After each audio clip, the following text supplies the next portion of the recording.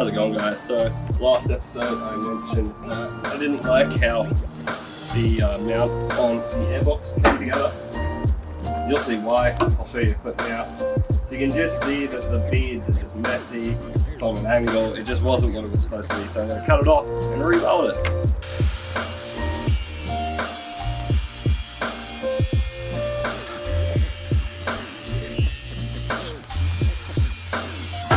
Making a new bracket for it because, well, obviously I had to cut the plug weld things, the little bits in the center of the bracket that I'd welded in, and it kind of just bungled up the whole bracket. It's just a mess now, so that's gone.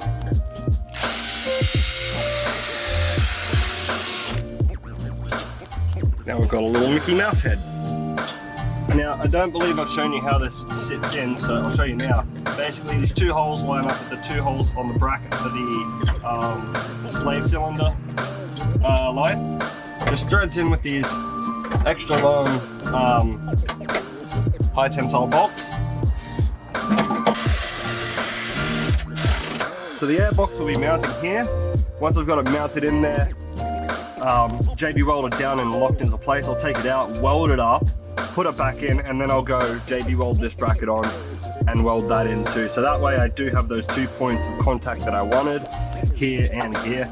As you can see, that is as solid as it's going to get. So I really don't have any worries about just using that, but for the sake of just keeping it nice and still, nice and steady, I would like to have this additional one here.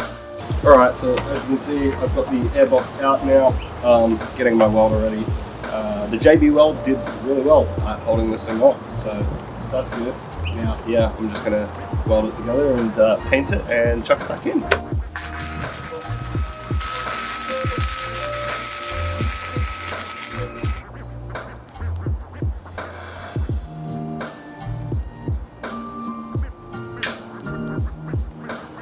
Well, in a sick twist of fate, the wire has gotten jammed inside my only welding tip, so I don't have the time to go get more welding tips today. It's on there, as you can see very well. It's not going to come off, so I'm going to put it in as is, and then come back on the weekend and clean it up when I get more welding tips. In the past, I would have to use these 3 washers on one side between the AIRBOX and the chassis, so that was an absolute nightmare. Now all I have to do is put it roughly in the right place. Now I'll climb under the car, line those bolts up, tighten it down, and that's that.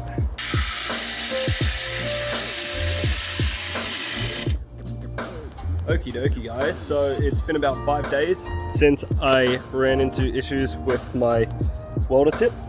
So today I went and got a little bit more done on the AIRBOX, so I've gone and welded a nut to this side. So now that locks down well, and then I just need to go to Bunnings and get another 10mm nut for this side because yeah, apparently I only have one. But yeah, that was a fun little one to try, make sure I got that lined up. As you can see there, I did also come in and finish the welding. Not really any better than last time, but again, last time held up fine.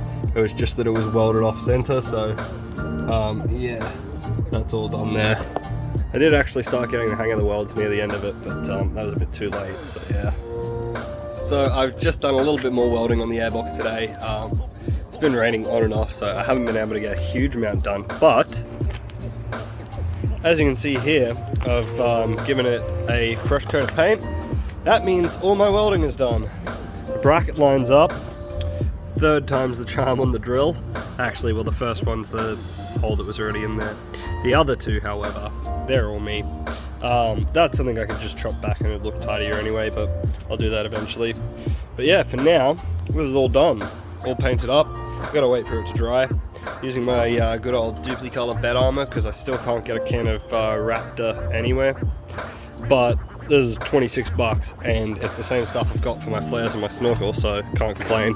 What I'm going to do now is pull this off because I'm going to paint that in bed armor.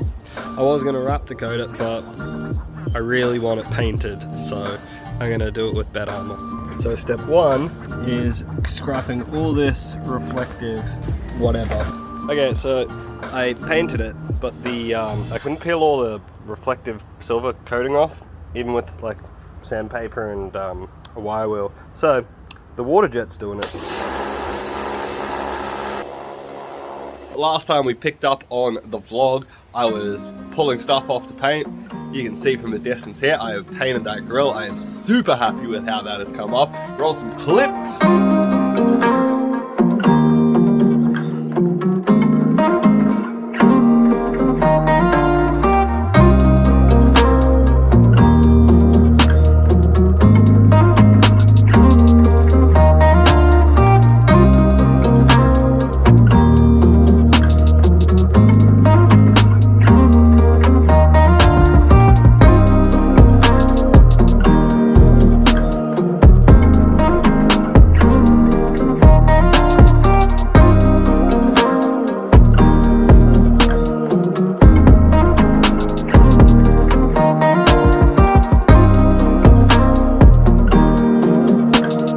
Yeah, that has come up absolutely banging, as has the AIRBOX. It's looking a lot better. I'm a lot happier now.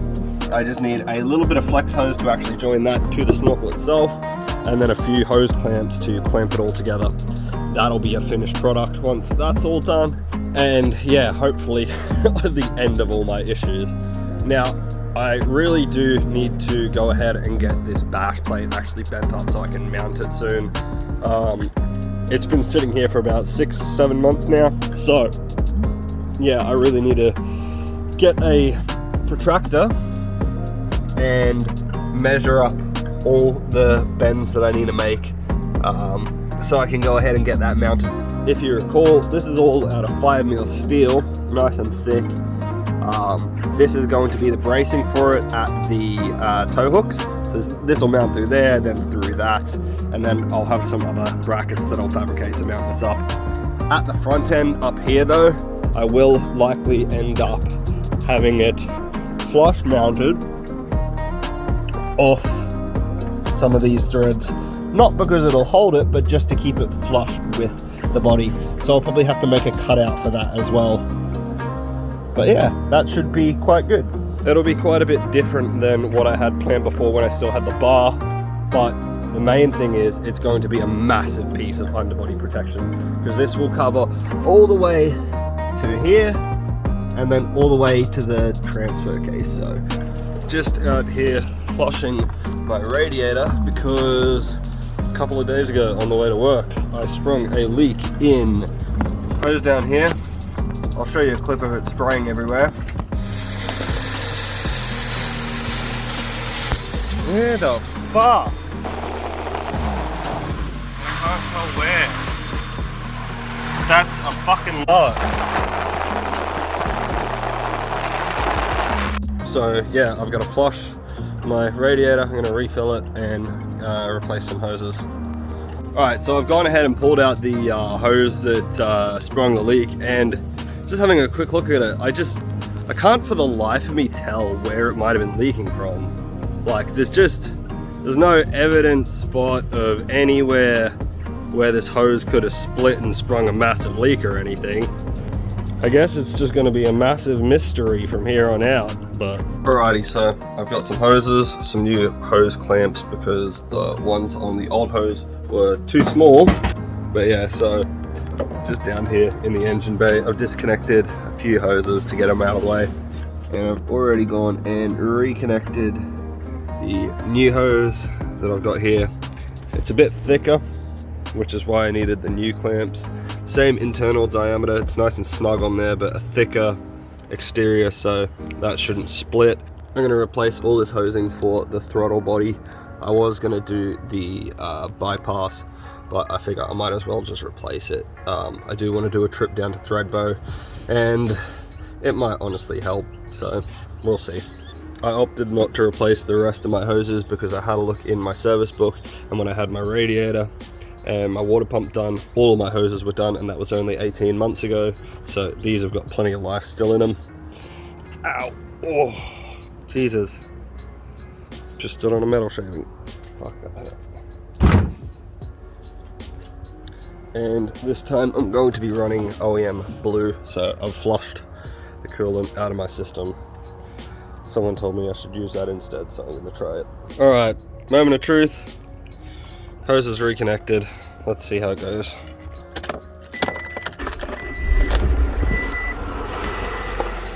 All right, car's been running for about 5 minutes now. Still heating up. I've got the heater blasting, trying to get it to warm quicker. About the 7-minute mark. You can see it's starting to creep up.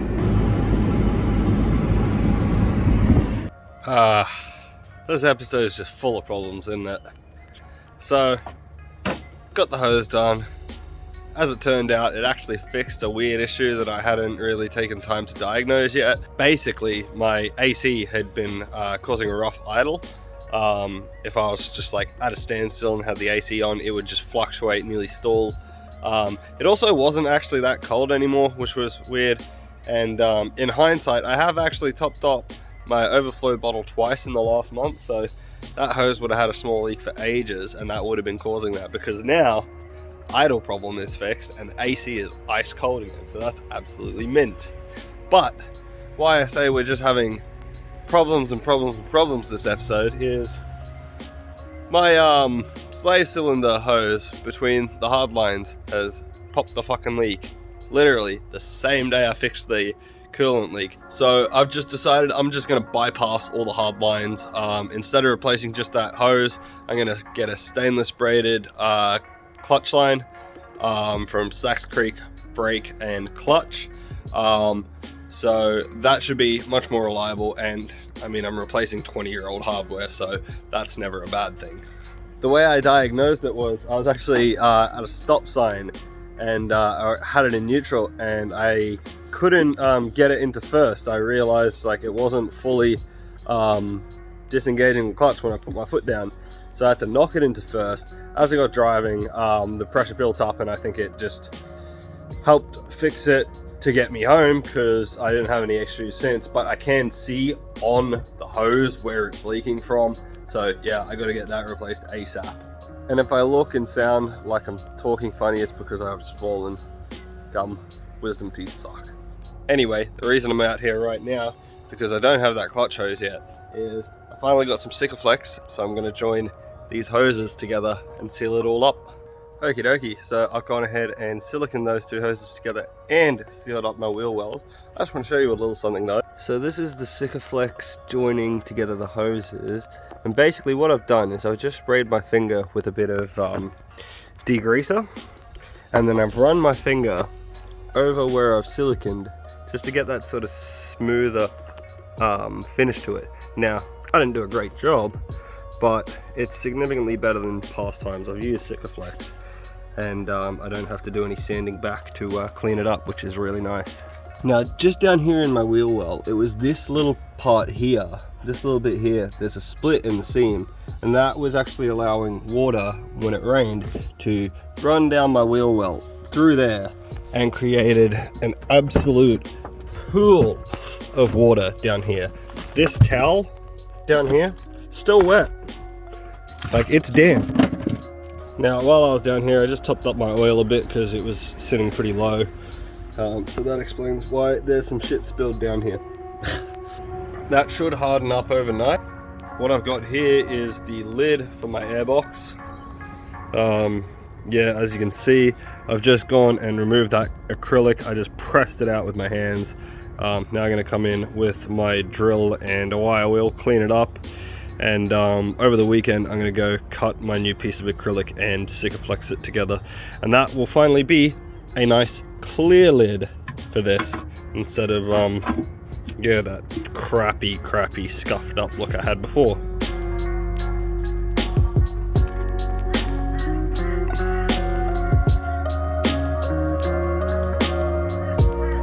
Okay, so basically I've just taped off all the bits I don't want any Sikaflex to get, so I can cleanly beat it and then peel off this tape after when I'm done. I should have a nice clear Perspex lid. Alright, so I've gone ahead and done the first peel of tape. I don't want to do the bottom one yet, just because I don't want anything to come unstuck. Chances are it's going to just be there'll be a little bit of tape left over. I'm gonna Sikaflex the edges in on the top side. That's fine, really. I just wanted to have a clean seal on all of the edges of the box and have it be nice and clear. I've pretty much finished up the AIRBOX now. As you saw in the last clip, we got the acrylic lid pretty much finished. And this is the final result. I definitely could do some polishing on the lid, but we've got it all mounted up, all piped up except for the last joiner that I need to do at the fender. And yeah, all sealed up now. So I definitely could have done a better job on the Sikaflex for the lid. The bottom part looks fantastic, but the top I didn't tape to get a clean line. So that's all just using degreaser on the finger and wiping away the excess to try and clean it up. So I did okay, but it definitely could be better. And the most important part is with the lid all tightened down, I can close it.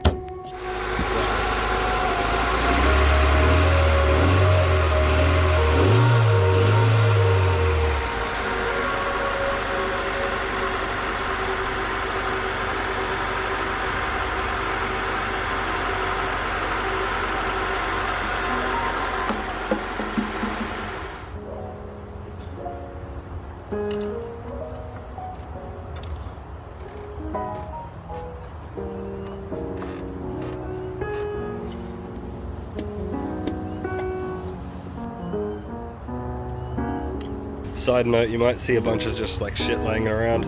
I'm painting this bin. I needed a bed liner it because it's just too damn noisy, and I'm working on making a cabinet and a big overhanging top part for this workbench because this is fucking just it looks terrible. But yeah, so next episode, this is gonna look totally different. It's gonna be repainted. This is gonna be paneled off. I probably won't have the hinge cabinet bit, but hopefully have the back wall and the frame and the overhang, install some top down lights and shit. It'll be banging. Alrighty guys, just one more thing we're gonna do before we finish up the video, and that's just a little bit of tidying in the engine bay. So this here, all this clutter here, so this vent line, this hard line, this silicon line, and the hard line going down to the silicon line that I replaced for the throttle body heater. I'm just pulling that out. I figure if I just pull this off, I can bypass all this hard line, run a single bit of tube between the head and the throttle body. That's going to be a lot tidier, and then this just to cap off that, which should look a bit flashier as well. Get this motherfucker under there and just pry that bitch off. Now I should be able to just slide this bad boy on. There we are. That's that done. That's super easy.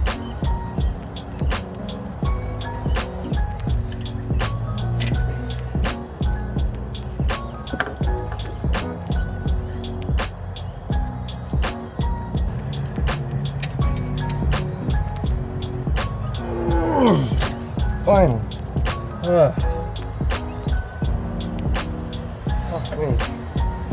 Okay. That is the hard line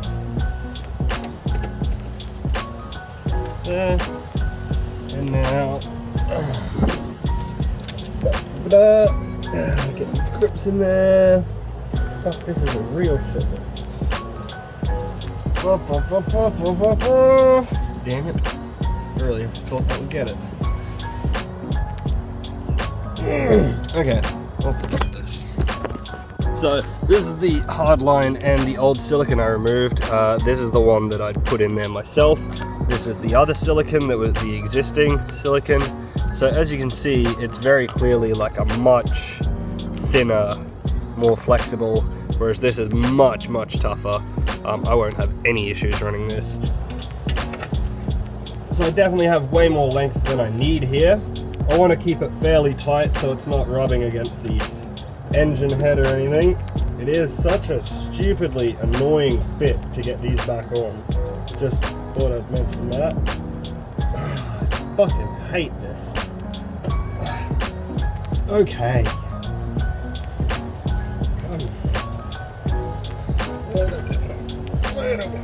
Okay, that's one on. That was harder than I wanted it to be. Well, that was a little bit of a bitch, but damn if that ain't looking tidier. So yeah, you can just see all this space here now. That hose is way more low profile. That hard line's gone. All that's dangling here now is that. That looks mint. Yeah, engine bay is getting there, my dudes. This crap back here will be heat shrink next episode. But all that said, that's where we're going to end this one. I was hoping to chuck those trailing arm spacers in that I picked up, but my local bolt shop doesn't actually have M12 1.25 thread in 130mm length. I need to go to Capalaba for that, and I'm heading out that way tomorrow, so that you can wait for next episode. So if you liked the video, give us a thumbs up. Thanks for watching. If you didn't like it, give us a thumbs down and just piss off already. We're sick having you, and I'll see you in the next one. Thanks for watching. Peace.